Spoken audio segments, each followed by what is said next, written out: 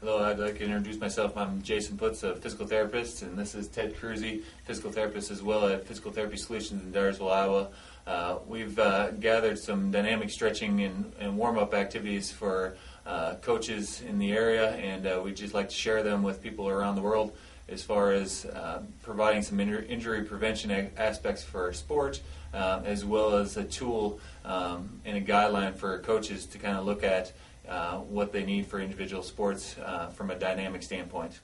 We use dynamic stretches to allow the athlete to warm up their muscles and increase blood flow to those muscles to loosen up and also decrease the injury rate. Dynamic stretches do a great job of maintaining the elastic component of the muscles and tendons, which static stretching can remove. So dynamic stretches does a good job to decrease injury rate and also improve your athletic performance. With our intro into dynamic stretching, we really want to emphasize to the coaches and to the athletes that are watching this that technique is key. We don't want you to just go out there and kind of go through the motions. You really, to have good carryover to sport and athletic competition, you really need to emphasize technique. We'll describe that with each exercise that we're doing, but as well with coaches, I think it's very important that as you're watching these kids and teaching these kids the proper technique, you really want to look at their alignment and make sure that they're doing everything properly as we've kind of described with each individual exercise.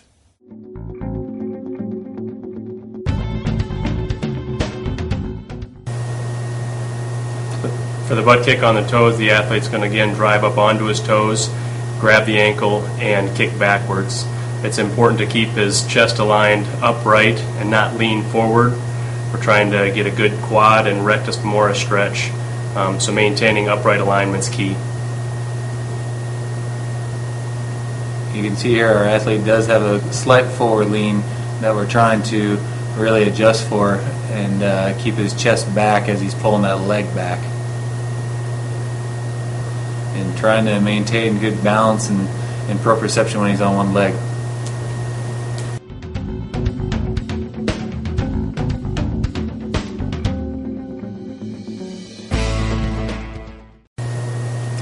With teeter totters, we're really focusing on the hamstring stretching on the leg that he's standing on, and really working for a good balance and core strength as he's going forward.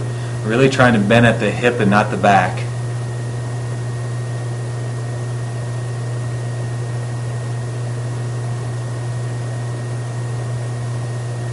By maintaining a good back or flat back, the athlete will get the best hamstring stretch, but also avoid any chances of injury while doing the stretch.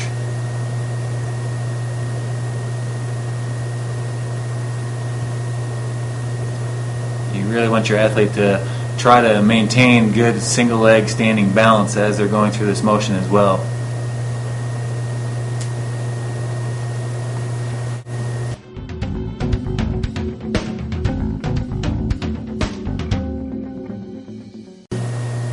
High knee with external rotation, the athlete's again going to grab, this time their knee and shin or ankle, and raise up onto the toes, focusing on good alignment and staying straight forward.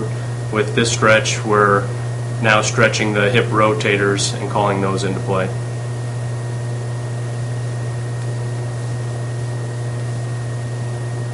Once again, your athlete's on single leg stance for a long period of time, so you really want them to try to maintain their balance while they're up there on their tiptoe.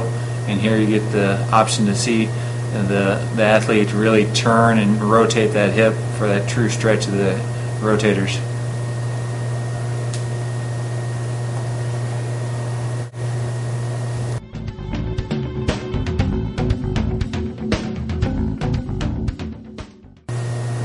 Here with lunge and twist, you can get the athlete to get the back leg as the hip flexor stretching, as well as the rotation, getting the obliques to kind of get ready and to be able to perform for athletic competition. There's a lot of different ways the athlete may cheat or perform this stretch without maximizing what you're trying to get out of it. So really watch the athlete's speed as he's coming at you. You can see how he's going to rotate through the trunk and really stretch to that opposite hip flexor and into the quad and rectus femoris.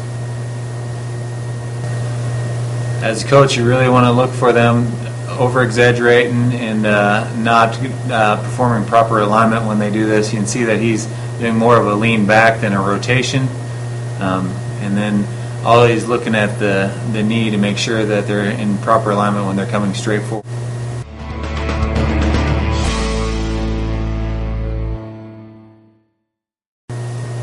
With forward and backward hip rotation, we'll have the athlete stepping up and over, out to the side and bringing their leg around in front of them.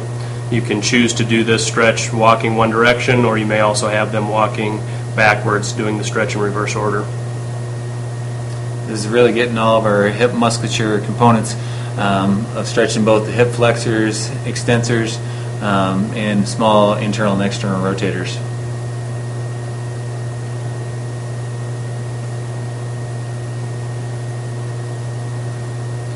You can verbal cue the kids that they're peeing on the fire hydrant as they're going up and over. Provide a little entertainment for them as they're doing some dynamic stretching.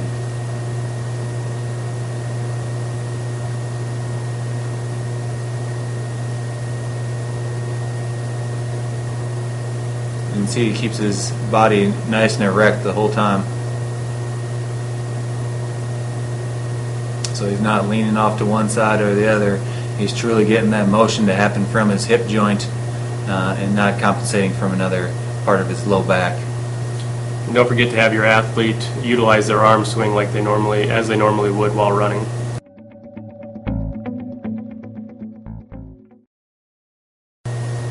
The arm circles are really trying to loosen up the shoulders and starting out small circles, working bigger, as well as starting out slow, working to increase your speed as you're going around. Start forward, and then we will reverse the same pattern backwards. Really looking for your athlete to keep his head straight ahead and maintain a good alignment there. Your athlete's going to be loosening up and mobilizing the shoulder or glenohumeral joint and also the scapulothoracic joint on the backside.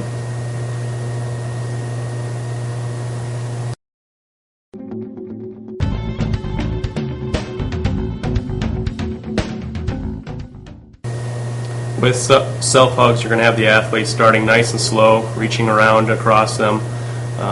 You're getting a good stretch on the pec muscles as the arms goes back, and also on the posterior cuff and posterior shoulder as they wrap around to the front. Again, look for your student athlete's neck not to protrude out as the arms go behind and retract back and forth, but rather keep good alignment looking straight ahead.